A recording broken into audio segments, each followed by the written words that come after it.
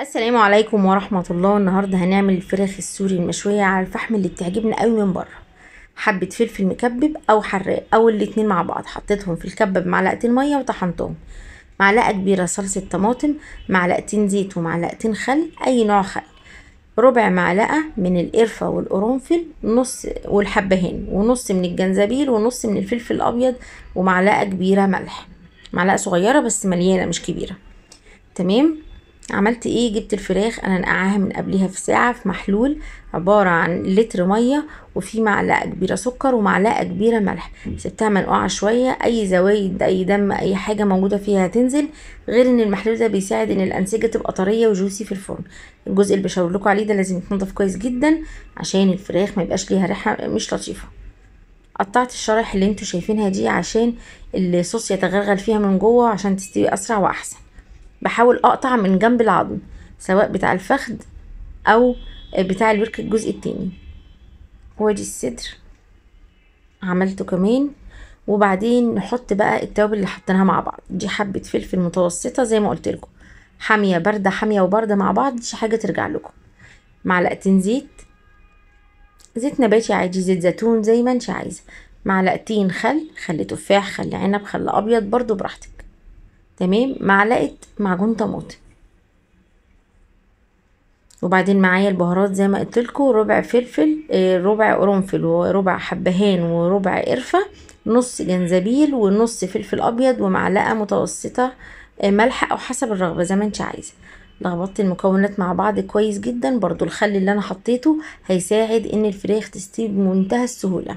هبدأ بقى ادلك الفراخ بتاعتي زي ما انتوا شايفين كويس جدا من كل الجوانب وفي الفتحات ومن ورا، بالراحة جدا كده ادلكها. تمام. الفراخ دي لو باتت في التلاجة يبقى احسن جدا. لو عايزه اتبلها واشيلها في الفريزر اطلعها على الشوي كويس جدا لو انا بشتغل وما عنديش وقت. دي من الحاجات يعني حلوه وسريعه. تمام. بس لو انتي مستعجله يبقى اقل حاجه ساعه، علشان الخل اللي احنا حاطينه والزيت والتوابل يبقى الفراخ متطعمه بيها مش بس محطوط عليها وخلاص. انا كنت مستعجله عشان الولاد كانوا قربوا يجوا من المدرسه، فتبلتها ساعة على ما عملت بقية الحاجات اللي انا عايزاها، وبعدين حطيتها في الفرن. دلكتها زي ما انتوا شايفين كويس جدا جدا، شربت الطعم كويس قوي. سبتها ساعة في التلاجة وطبعا غطيتها. بعد ساعة عندي الشبكة اللي انتوا شايفينها جنبي دي، بصوا منظرها اختلف لما قعدت في التلاجة، لونها اتغير من التوابل من الخل من الحاجات اللي انا حطاها. الشبكة اللي انتوا شايفينها دي شبكة الشوي العادية عندك، تمام. ما عندكيش هتحطي شبكة الفرن العادية، تحطي مثلا برام فيه شوية مية ولا حاجة تقل فوقيها، بحيث ان هي تبقى مضغوطة في الفرن، ما تبقاش عريانة كده من غير غطا، يعني لازم تتغطى. تمام. حطيتها اهو في الشبكة وضغطت عليها، قفلت القفل بتاعها كويس جدا. الفرن متسخن من ساعة ما بدأت شغل على درجة حرارة 220، فهو سخن جدا. الرف اللي من تحت حاطه فيه صاج فيه مية. ايه لازمته؟ الصاج ده بيدي رطوبة جوه الفرن، فبتفضل الفراخ جوسي جدا طول ما هي بتستوي. في نص السوا طلعتها، كانت خلاص يعني 60% كده استوت زي ما انتوا شايفين وبدأت تحمر. هجيب بقى معلقة الزيت على معلقة الزعتر اللبناني اللي عندي، وهمسح بيها على وش الفراخ عشان تتحمر، وابدأ اشغل الشواية من فوق مع الفرن من تحت. تمام.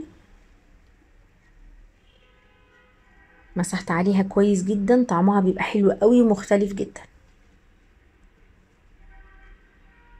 زي ما انتوا شايفين دلكتها كويس جدا من كل النواحي، ما سبتش حاجة. هتخش الفرن تاني، هتقعد لها تقريبا تلت ساعة.